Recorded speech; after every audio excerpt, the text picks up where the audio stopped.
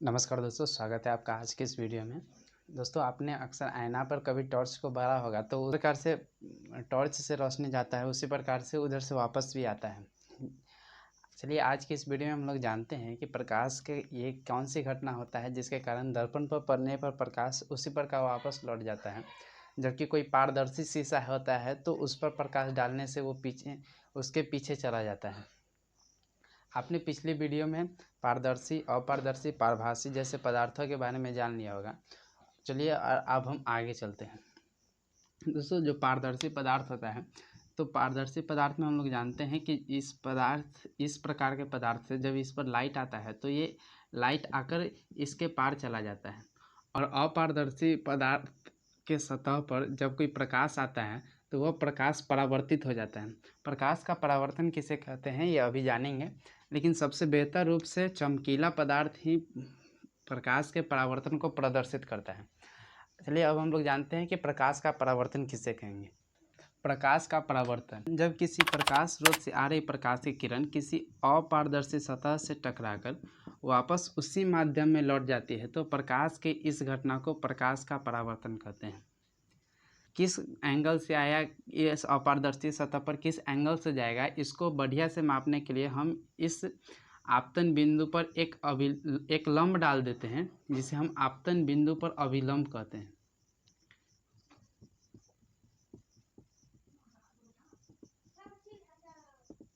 किसी प्रकाश स्रोत से आ रही प्रकाश की किरण को आपतित किरण कहते हैं। जब आपतित किरण परावर्तन के बाद उसी माध्यम में लौटती है तो उस किरण को परावर्तित किरण कहते हैं। और जिस बिंदु पर आपतित किरण आकर टकराती है उसे आपतन बिंदु कहते हैं।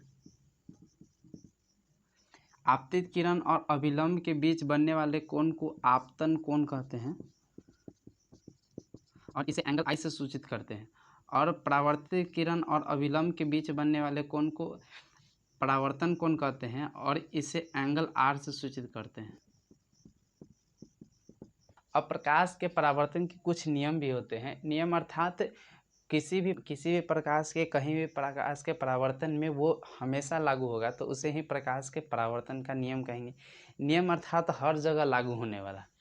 तो आइए देख लेते हैं कि कौन सा नियम होगा। अब गौर से अगर देखेंगे तो अगर हम इस आपतित किरण को जैसे जैसे इधर झुकाएंगे वैसे वैसे ये परावर्तित किरण भी नीचे झुकता जाएगा। अगर हम इसे जैसे जैसे अभिलंब की ओर लाएंगे तो ये परावर्तित किरण भी अभिलंब की ओर आता जाएगा। अर्थात हम ये कह सकते हैं कि जैसे जब जब आपतन कोण को परिवर्तित करेंगे तो परावर्तन कोण भी परिवर्तित हो जाएगा। किरण आपतन कोण और परावर्तन कोण का मान सदैव बराबर हो गया। अर्थात हमारा परावर्तन का पहला नियम है कि आपतन कोण और परावर्तन कोण हमेशा बराबर होगा। और दूसरा, जब इसको हम लोग यहाँ मान लीजिए प्रकाश इस कोण पर, इस बिंदु पर आपतित हुआ, इसलिए यहीं से परावर्तित किरण यहाँ से निकला और अभिलंब ये इस बिंदु पर डाला गया। अगर ये किरण यहाँ इस बिंदु पर ना आकर किसी अन्य बिंदु पर इस बिंदु पर आपतित होता तो परावर्तित किरण भी यहीं से निकलता और इसी बिंदु पर अभिलंब डाला जाता। अगर इस बिंदु पर ना आकर किसी अन्य बिंदु इस बिंदु पर आता तो आपतित किरण भी यहीं आता और यहीं से परावर्तित किरण भी निकलता और इसी बिंदु पर आपतित अभिलंब भी डाला जाता। अर्थात इस पर आपतित किरण, परावर्तित किरण और अभिलंब तीनों हमेशा एक ही बिंदु पर होगा। तो ये हमारा दूसरा नियम है। अर्थात प्रकाश के परावर्तन के दो नियम हैं जिसमें आपतित किरण, परावर्तित किरण तथा अभिलंब तीनों एक ही तल बिंदु पर स्थित होगा और दूसरा, आपतन कोण हमेशा परावर्तन कोण के बराबर होगा। प्रकाश के परावर्तन के बाद अब हम लोग जानते हैं कि दर्पण किसे कहते हैं। तो दर्पण एक चमकीला सतह होता है जिसका एक भाग कलई किया होता है तथा दूसरा भाग पूर्ण रूप से प्रकाश का परावर्तन करता है, तो उसे हम लोग दर्पण कहते हैं। यह दो प्रकार का होता है, पहला समतल दर्पण और दूसरा गोलीय दर्पण। अब दर्पण बोलते ही हमारे दिमाग में एक ही बात आता है कि उसमें अपना फोटो देखना, अपना प्रतिबिंब देखना। अर्थात दर्पण की पहचान ही है उसके प्रतिबिंब बनाने से। तो अब हम लोग जान लेते हैं प्रतिबिंब किसे कहते हैं, उसके बाद हम लोग इसके प्रकार के बारे में जानेंगे। प्रतिबिंब किसी वस्तु से आ रही प्रकाश की किरण दर्पण से परावर्तन के बाद जिस बिंदु पर मिलती है या मिलती हुई प्रतीत होती है तो उसे उस वस्तु का प्रतिबिंब कहते हैं। तो आप अभी जाने कि किसी भी वस्तु पर मिलती है या मिलती हुई प्रतीत होती है, यहाँ दो अलग अलग बात हो गया है कि एक जो कि वास्तविक रूप से मिलेगा अर्थात जो वास्तव में मिलेगा उसे वास्तविक प्रतिबिंब कहेंगे,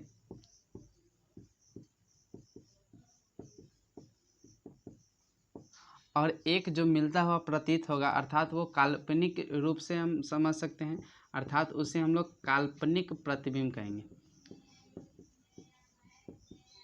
अर्थात प्रतिबिंब दो प्रकार का होता है, एक वास्तविक प्रतिबिंब और दूसरा काल्पनिक प्रतिबिंब।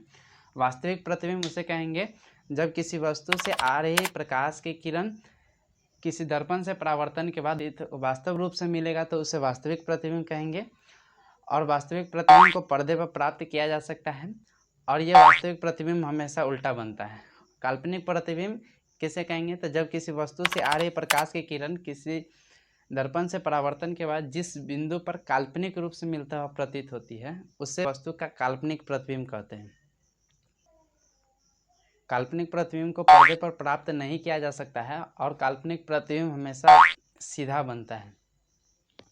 अब हम वापस उसी पर आते हैं दर्पण के प्रकार पर, जिसमें हम लोग जान गए थे दर्पण दो प्रकार का होता है, पहला समतल दर्पण और दूसरा गोलीय दर्पण। आने वाली वीडियो में दर्पण के प्रकार कितने होते हैं, समतल दर्पण क्या होता है, समतल दर्पण कैसा प्रतिबिंब बनाता है, गोलीय दर्पण क्या होता है, गोलीय दर्पण कैसा प्रतिबिंब बनाता है, इसके बारे में जानेंगे।